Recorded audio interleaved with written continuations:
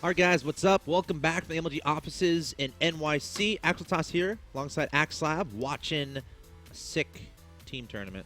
We're in the semifinals right now. Dignitas versus Mouse, and it comes down to this. The winner of this this contest between these two champions will send their two teams, will send their team to the finals. Yes. I'm terrible at explaining what's happening here. And of course, they're going up against the winner of Navi and... What, my mind just blanked? I can look it up. Hold on. How do I forget who the other I semifinal know. was? You know what? Fnatic, sorry. Fnatic, okay. And Navi that's, again, so if you guys are loving this, and you're like, we want more, well, you have more. Tomorrow's going to be Fnatic versus Navi. What time did we say that was? 2 p.m. Eastern. So same time as today. Yep, exact same time as today. And then I think it'll be next Monday or next Sunday will be the finals of this. Cool. Perfect. So mark your calendars, ladies and gents. This is good stuff. Now we got Tefel versus Vortix. Choosing very similar colors, but that's okay. We can work it. We make it work. ZVZ, best of 3 to decide who's going to the finals. At least it's not like pink and red or something. Yeah, that would be headache-inducing a little bit. Watching Speeding Baiting Wars, if both people play like pink and purple or something, is just... It's not particularly fun. But let's talk about what's going on in the game. So we do have a hatchery first from Vortix against Tefel with, I think that was a 14 pool. So nothing too crazy yet from either player. It'll be very, very standard openings. Hatch gas before pool. So we're going to see a faster speed coming in from Vortix. Now, the early parts of ZVZ are all about drone conservation. Like a lot of players, like how many lings are you going to make? How many lings is your opponent making? When's their gas timing? When's their baneling nest? What am I expecting from my opponent? Because a lot of things, something that happens a lot is one player will make a certain amount of lings, the other player will freak out, make 1 billion lings, and then they're all of a sudden behind in that economy. Defender's advantage is huge in GVC, so it's a game of drones. You know, for lack of a better term. Absolutely. How many units am I going to make? How many drones am I going to make to make sure I'm set up for the mid game? Set up as the game goes along, making sure I'm not dying in the present tense. I mean, every matchup. There's one theme for an RTS game of any caliber, in any matchup, and it's most obvious in ZVZ, and that's, in a game theory sense, you always want to be either slightly more greedy than your opponent, and then just play defensive and be ahead from being slightly more greedy, or be way less greedy and kill them. Yeah. Right? So it's always that game of, exactly like you said, game of drones. How many drones are my opponents getting? How many Zerglings are they getting? Because ideally you want to get more drones in them, but still get some Zerglings, depending on how many they make, just enough to defend. Or you can say, oh, I think he's going to make a lot of drones, I'll make like none, and just be way, way less greedy and just try to kill him with an attack that he can't defend. Yep. We do have a very fast range attack upgrade from Vortix. That's kind of cool. So this is probably going to be a very fast roach timing. Now, this is vulnerable to, like, just mass speedlings, which if it would hit right now, but he's been on top of the scouting. It's at that point where it might be too late for Tefel to go for something like that. It's something where you had to have, like, speed up a long time ago. Yeah. Or finishing, like, right now and attacking, basically. And, I mean, in Vortex, I think he has a pretty good idea of the timing of the speed of that Tefel has going for. In fact, it's Tefel's one who's getting Spine Core and being a little bit more defensive. And one of the crazy things about this +1 upgrade we see on these roaches coming up, once that's finished, roaches can then 2-shot Zerglings, which is huge. So they're much, much more effective. So it allows you to do roach timing without the assistance of banings. Now, the disadvantage is you're a little bit more vulnerable to counterattacks because you're doing it without banings. A speeding counterattack can be just totally crushing, right? Because you have nothing back at home that can, easily defend against masses of speedings.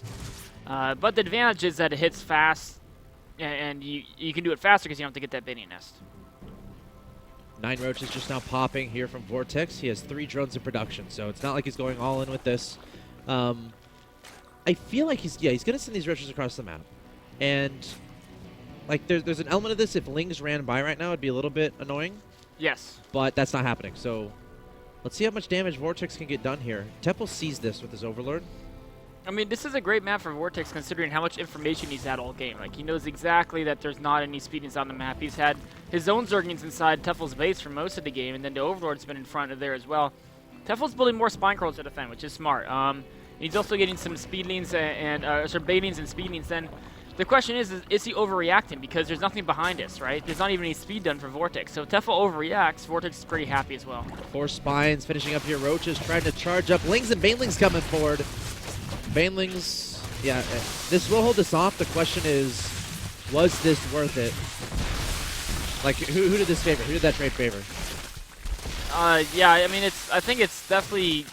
Vortix is pretty happy, assuming that he's totally fine with his own kind of third base and/or making sure that Tefel isn't super greedy behind us, because Tefel held that off. Vortix currently has a nice small worker lead, but going forward, Tefel has the map control, so we can turn that around. He can easily take a third base. He can deny Vortix's third base using the fact he has speed, and Vortix never got Zergling speed. Right. Right. There's Roach speed for Vortix.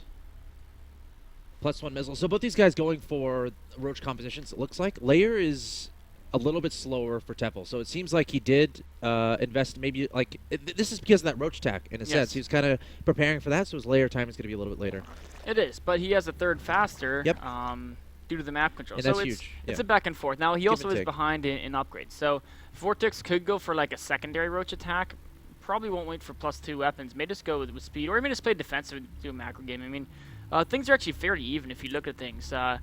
Tefel's a little ahead in workers, but I mean, it's actually a decent amount. But Vortix could easily, you know, jump that distance if he just focuses on droning.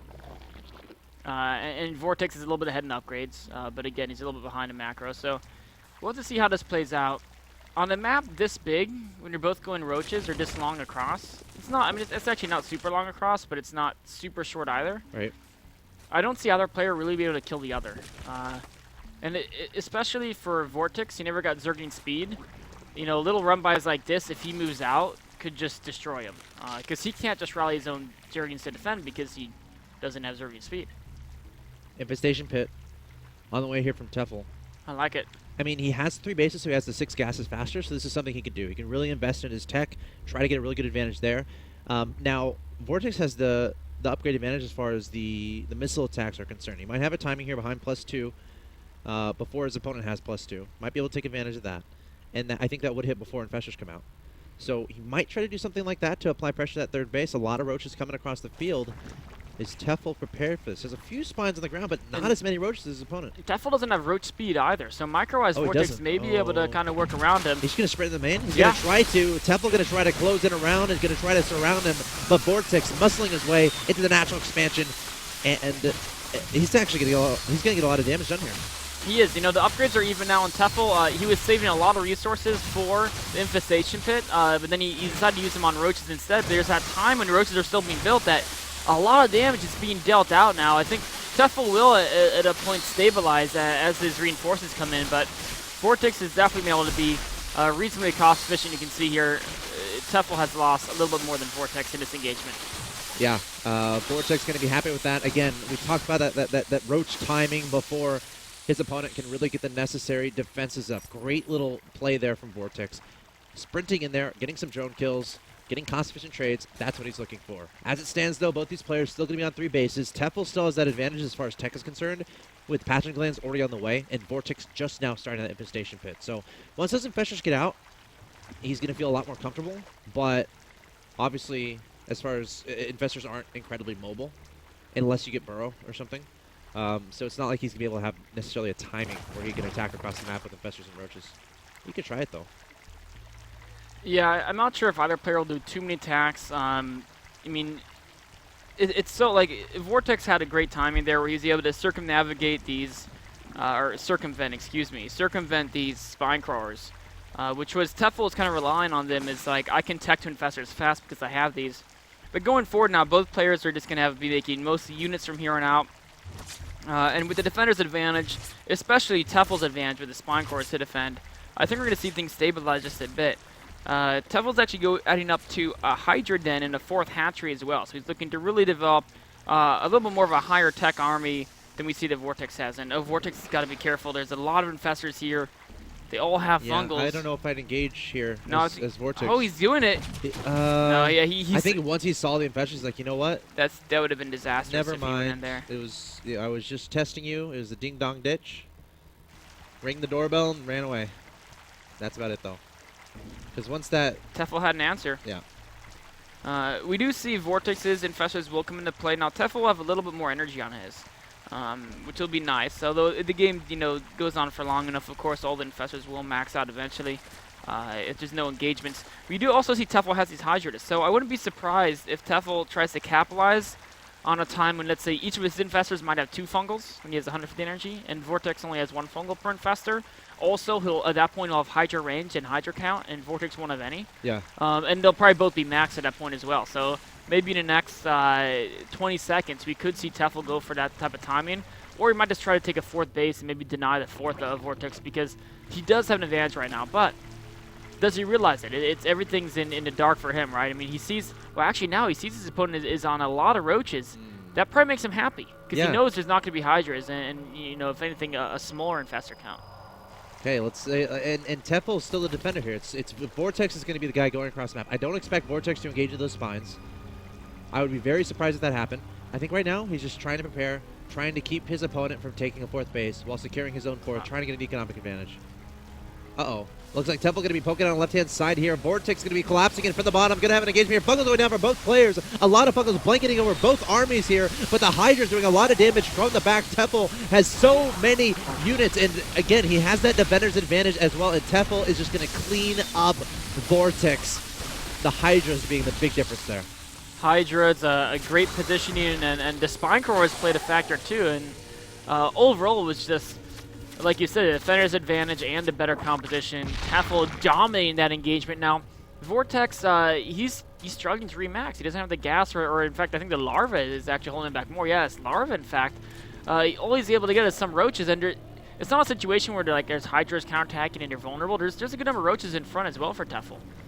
Okay, here he's coming. He's going to go for it. Vortix sprinting forward, but still... So many roaches and Hydras here from Tefel, and Vortix does not have an answer. It's not like he was able to get a bunch of Infestors out either, just making nothing but roaches, but I don't know if that's going to be enough against this army from Tefel. All the Overlords, they're tanking some damage, but that means his supply just got destroyed there.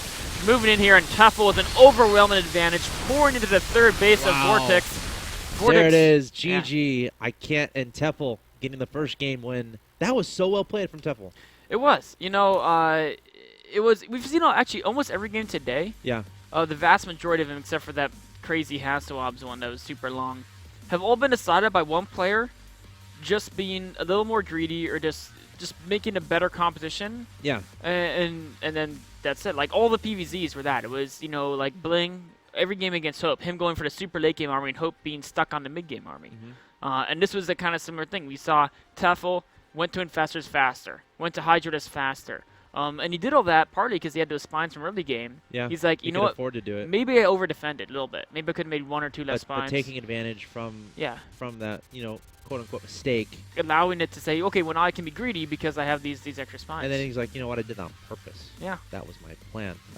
Very well played there from Tefel, taking the 1-0 advantage, showing a lot of patience there against Vortix. Can he keep it up and give Dignitas the win? Or can Vortix make a comeback? He needs to win 2 in a row if Mouse wants to win and advance to the finals of this ESL Euro Series Cup. Guys, stay tuned.